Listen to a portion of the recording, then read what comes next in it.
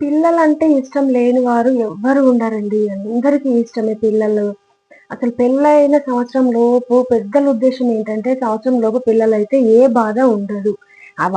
వాళ్ళది కూడా కరెక్టే. వాళ్ళ వే ఆఫ్ థింకింగ్ కూడా కరెక్టే. పిల్లలకు కంపల్సరీ కావాలి.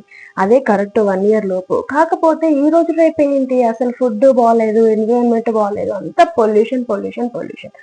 సో, అందరికి తెలుసు ఈ పొల్యూషన్ మనం పొల్యూషన్‌ని తీసుకుంటున్నాం ఎక్కువ. మంచి అసలు లేనే లేదు. దాన్ని దృష్టిలో ఉంచుకొని ప్లీజ్ మీరు అమ్మాయి ఒక్కదాన్ని తప్పు పట్టకండి. పాపం గదా! అసలు. నాకైతే ఎంత బాధేస్తదంటే అమ్మాయిలు ఎవరైనా నా ఫ్రెండ్స్ అయినా, నా ఫ్రెండ్ సర్కిల్‌లో అయినా, నా రిలేటివ్స్‌లో అయినా చాలా మంది పిల్లలు లేని వాళ్ళు ఉన్నారు. ఈవెన్ మొన్నటి వరకి 1 ఇయర్ వరకి నేను గూడా అందులో ఒక భాగమే. నాకు పెళ్ళై 4 ఇయర్స్ తర్వాత నేను కన్సీవ్ అయినా. ఈ కన్సీవ్ అయిన తర్వాత అసలు నా ఆనందం చెప్పలేను. అసలు ఈ 4 ఇయర్స్ బాధ నాకొక్క పటాపంచలయిపోయింది. ఒక్క టెస్ట్ తోటి అంతే నాకు ప్రెగ్నెన్సీ టెస్ట్ పాజిటివ్ రాగానే అసలు నేను ఎంత హ్యాపీ అంటే అసలు ఏడ్చేసిన.